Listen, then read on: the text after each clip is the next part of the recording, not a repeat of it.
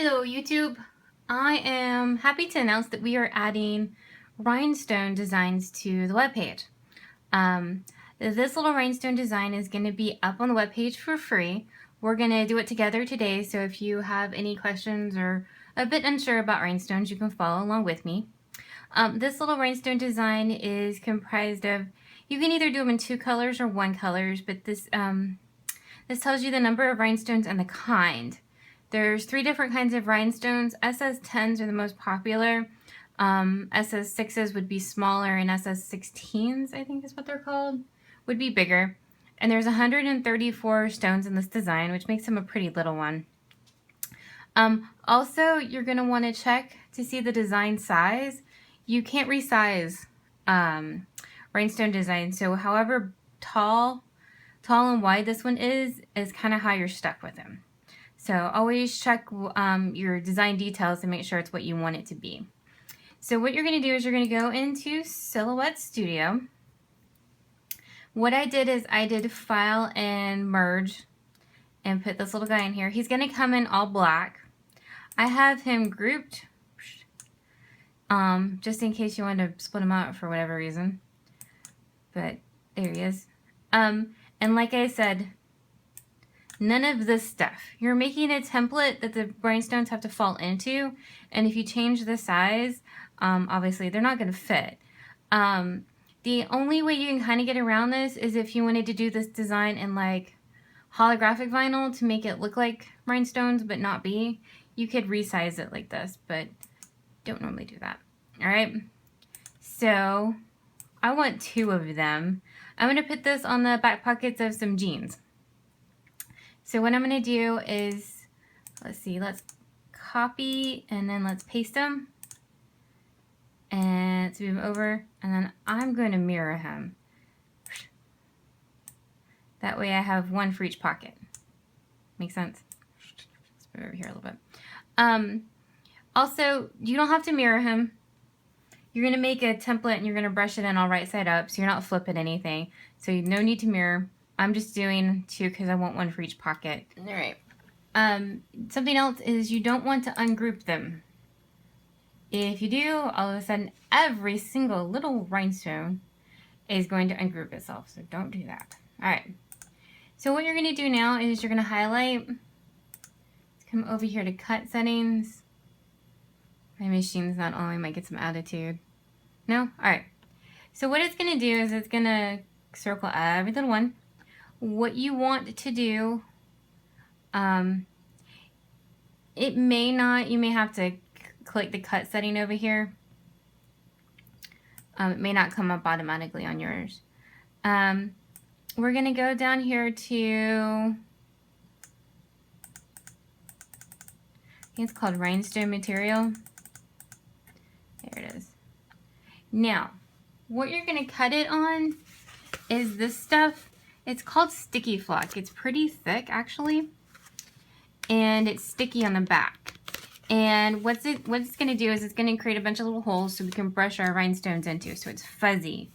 So what I do is follow their suggestions of a 6, 5. Make sure it double cuts, and also you're going to want to turn on this guy. It's just gonna, this is the overcut, and what it's gonna do is it's gonna make sure that it cuts just a little bit past. It's gonna help those little circles all want to fall out. And then basically you're just gonna put the sticky flock onto your cutting mat, and then put it through, and the machine's gonna cut out all your little circles. So our machine has cut our templates. This is what they're supposed to look like once we get done weeding them. This is one of them. This is generally what they come out looking like. So what you're going to want to do is peel. Actually, let's peel this way.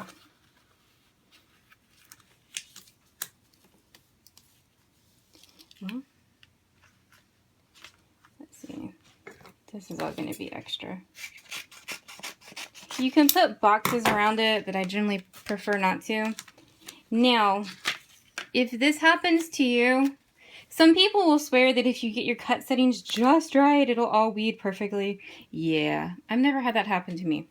So what I do is put it on something really smooth. This is my crafting cabinet in my basement. It's an old vanity that's got a laminate countertop on it. The pink one that you see is wood, and it won't work on that. It's not smooth enough. And then peel it up. There they all go. You might have a couple stragglers, but after that, there you go. And so what I would do then is take my my scraping tool and scrape all of these off, and then scrape them off my cabinet too. Now this is a crafting countertop in the basement. Not anything. Don't do this on your antique. I don't know, antique countertop-y thing. I don't know. Don't, because it will leave some sticky residue on there. It eventually kind of unsticks after a little bit, but. Okay, so here are our two templates. I scraped all the little dots into the garbage can. You will be known to find, see, dots lying around for a while. What you're gonna need is, okay, this stuff will like really stick to wherever you put it. So what's really good to stick to is itself. So this is gray sticky flock that I've stuck to the back of a cutting board, a little tiny one. So this is what I use for my surface. You're also going to need one of these. Do not go buy them and spend ridiculous amounts of money on them. They're available at Home Depot for about $2.50. It's a trim brush for painting trim. Your rhinestones, these are SS10s.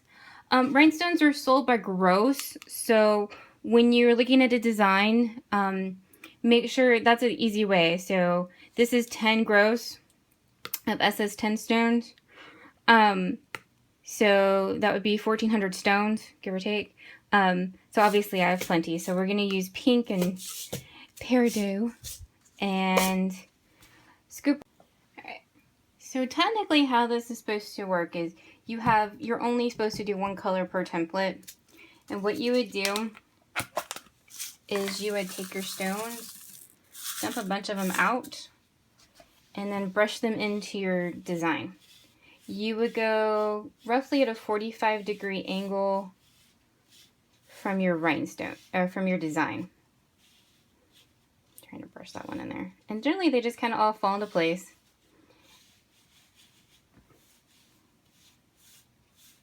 And once they do, brush out extra.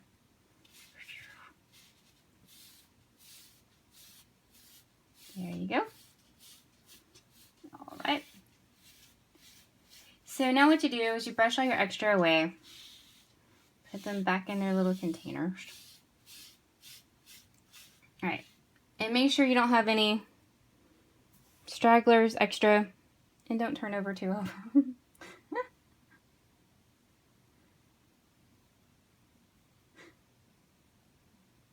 Seriously. There we go. All right. Now what you would do is you would take your... All right. I'm going to brush all of these back into my little container real quick. All right. So I have all my little rhinestones, and this is called Hotfix Tape. And what you would do, this tape is meant to get hot. It is not the sticky tape you use for stickers. Don't use that. I can only imagine it would not go well. And put it down on top of your design. Brush them all over. There you go. Then you would just put that and take it to your heat press and heat press away. I, however, wish to have two different colors. So, and at some point you will do this.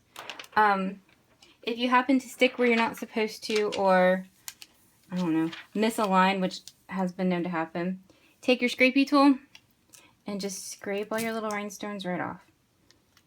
I'm going to do this and I'll be right back. So I got all that mess cleaned up. So technically what you're supposed to do if you want a two-color design, so this is my bulldog. He's a very big bulldog. So he's got over 3,000 rhinestones. What you're supposed to do is make a template for each color. So this is the white one, this is the red, and this is black. All right, now, if you have a big enough design, absolutely do this. The sticky flat material is not the cheapest in the world, so whenever possible, I try to double use this and just make it work. So what I do is you take your painter's tape and tape off what you don't want. Yes, it's a bit tedious. And if you want to make 2 templates, absolutely go for it. Separate out your little star and go for it. So what I'm going to do is tape over the part that I don't want to get rhinestones in. So the star I want to be pink and the swirls I want to be peridot. So what I'm doing is taking my painter's tape, splitting it in half, and then just taping over what I don't want to get rhinestones in. And I'm sure as riveting this is for you, I will be back when I'm done. Alright, so I have my star covered up because I want it to be pink. So basically you're going to do the same thing again. So I'm going to brush out a good amount of stones. I'm going to brush them into place.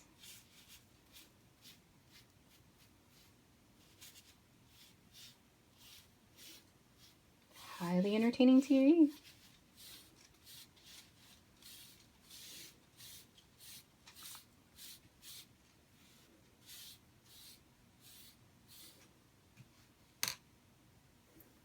Actually, there's one already over there. I like to flip them back over.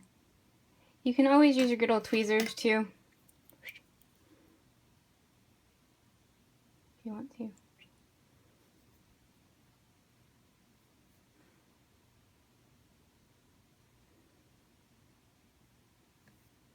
So there we go. Now you're going to take and brush all of these up and put them back up.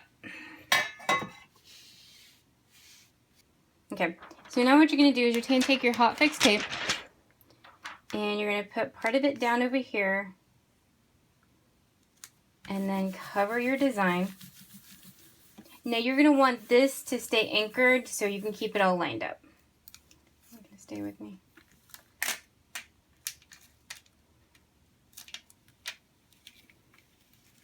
Make sure they all pick up. All right. Let's use these guys. You're going to need to put something down to hold it down. All right, so now what I'm going to do is now tape up the parts of the design that I don't want to be pink. All right, so I taped up what I don't want. Now I will tell you, if you had to do like 100 of these, dear Lord, make two. Make one with the swirl and one with a star. Another nice thing about the templates is you can reuse them. So like the big bulldog or the little star, I can bulldog and star the universe if I wish to now. Because once they're made, you can reuse them all you want. So you do the same thing again.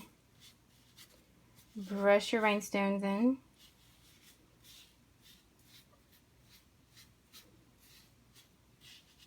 You also want to make sure you keep your rhinestones away from your Hotfix tape.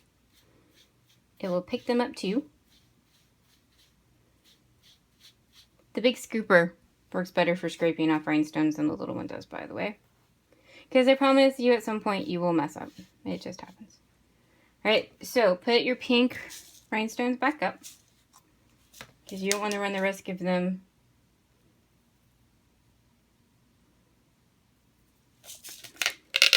getting stuck to your Hotfix tape. Alright, so I have all my rhinestones cleared back up.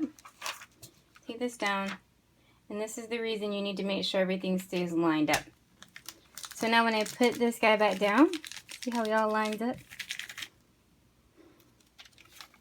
Pick him back up.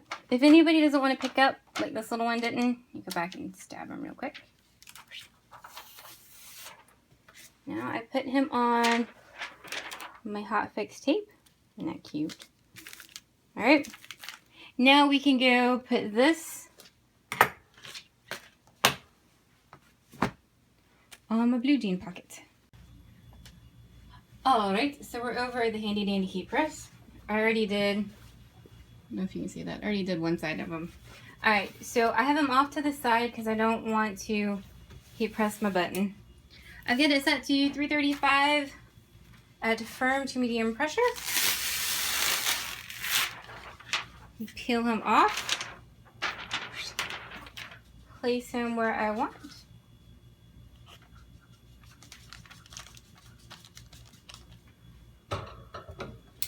And then close. And we wait. There we go. It's a hot peel, so you can take him off right away. Oh no, one didn't stick.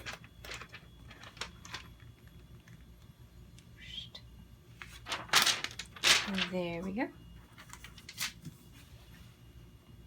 Open up your pocket just a little bit, just in case, just make sure nothing's stuck. And there you go. So I had one that didn't stick, which of course I've never had happen before until I decided to do a YouTube video on it. So what I did was I turned him this way and heat pressed him. It's probably because what I'm trying to heat press isn't very flat. So anyway, I heat pressed him again, so he should be good to go.